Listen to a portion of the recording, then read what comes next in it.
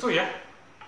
Nah, mainan begini kalau dicari di Google banyak, bentuknya macam-macam. Ada yang kelinci, kanguru, binatang lain. Biasanya terbuat dari kayu. Nah, tapi kali ini saya punya yang dari karton.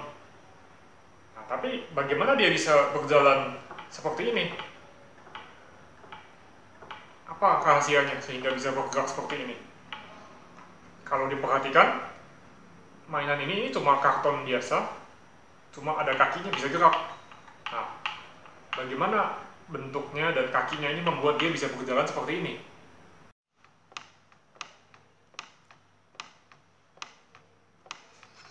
Nah, di sini saya punya satu model yang lebih sederhana.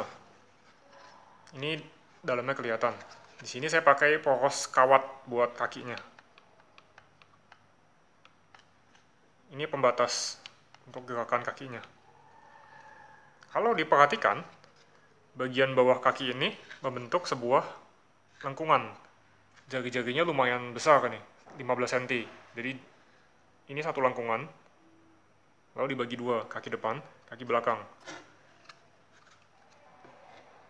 Nah, kaki ini kalau melengkung, kalau ini nempel, maka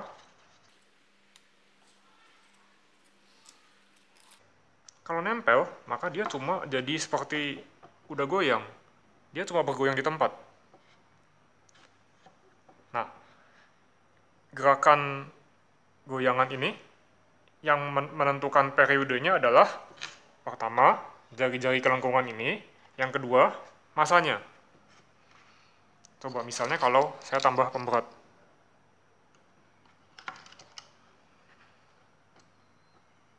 Terlihat bahwa periode goyangannya makin lama. Sekarang bagaimana kalau dia jalan tapi pakai pemberat?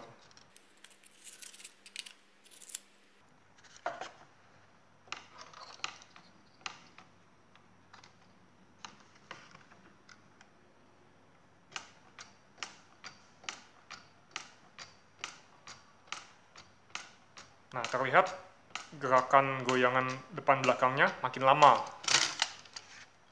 Ini akibat dari pemberat ini yang tidak cuma meningkatkan massa, tapi juga meningkatkan momen inersia dan memindahkan pusat massanya makin ke atas. Nah, jadi ada banyak faktor yang berperan dalam gerakan mainan ini.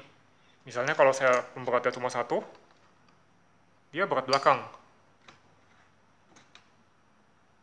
Tidak mau jalan. Kalau pemberatnya satu di depan,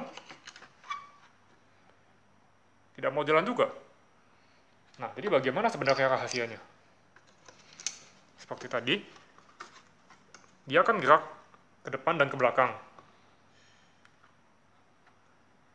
Nah, kalau dia ke depan, geraknya biasa saja, kaki ini tidak akan kemana-mana. Tapi begitu dia ke belakang, karena kaki ini bisa gerak, dan bidangnya miring, maka begitu dia ke belakang, pusat massanya akan turun. Ini akan turun ke sana, sehingga menambah energi kinetik. Jadi dia bisa kembali dengan lebih cepat, bisa mengatasi gesekan,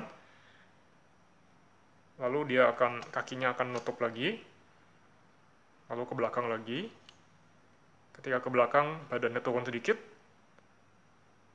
dia ke depan lagi, dan kalau diperhatikan dia maju satu langkah. Dia maju satu langkah, setiap langkahnya dia maju sekian sentimeter. Nah, karena ada energi dari energi potensial ini, maka dia punya energi kinetik yang cukup, gerakannya bisa berlanjut terus. Jadi ada energi yang hilang dan ada energi yang didapatkan. Energinya hilang ketika ada gesekan.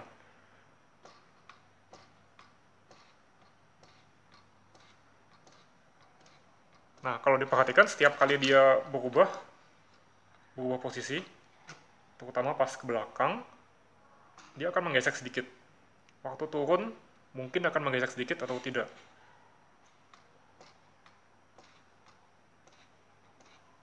Nah, jadi faktor penting adalah bentuknya dan pusat massanya. Bagaimana dengan kemiringan bidangnya? Kalau ini lebih miring,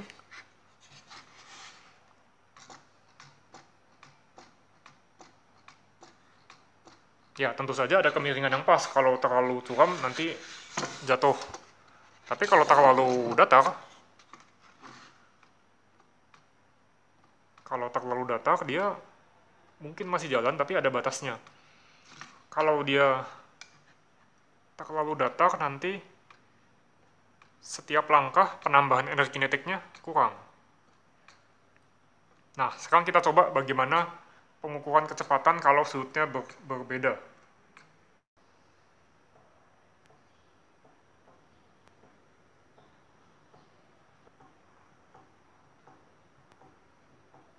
Sekarang saya tambah pemberat dari karton. Nah, efek dari pemberat ini adalah mengubah pusat masanya. Ini pusat massa sebelum ditambah karton, ini pusat massa sesudah ditambah pemberat. Nah, bagaimana jalannya kira-kira?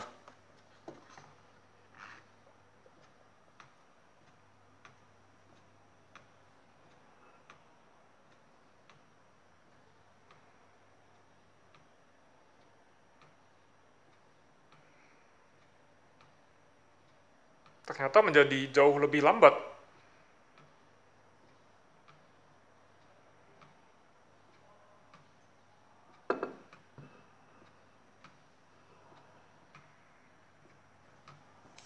Nah, penambahan karton ini mengubah cara jalannya lebih drastis daripada kalau ditambah jepitan. Tapi sebenarnya berapa sih? Massa karton sama massa pemberat, berat mana?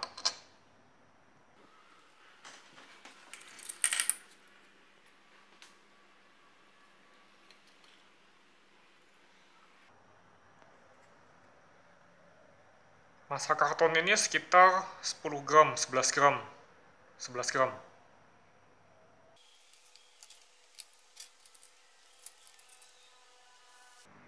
Kalau dua jepitan ini, oh ternyata lebih besar. 14 gram, sekitar 14 gram sampai 15 gram. Ternyata karton ini lebih ringan daripada pemberat ini. Kalau diperhatikan lagi, titik berat dari benda ini, dia harus lebih agak ke belakang dari batas kakinya ini. Ini kalau ditaruh di bidang datar, dia akan cenderung ke belakang begini.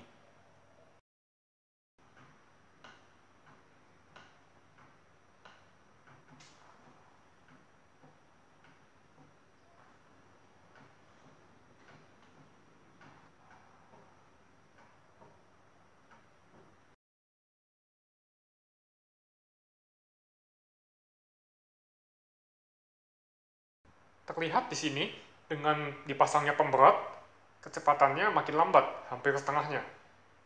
Tapi kalau dilihat jarak dan waktu langkah, jarak langkahnya kelihatannya tidak berubah signifikan. Tapi waktu langkahnya menjadi lambat. Bisa dilihat ini yang segitiga hijau, itu waktu langkah untuk yang dengan pemberat. Jadi lebih lama daripada tanpa pemberat. Jadi banyak yang bisa kita coba tentang mainan ini. Tujuannya bagaimana supaya dia bisa berjalan dengan lancar. Kalau begini agak sulit, dia cenderung berhenti. Yang bisa kita coba misalnya bagaimana posisi pusat massa ini mempengaruhi jalannya. Bagaimana kalau lebih tinggi lagi?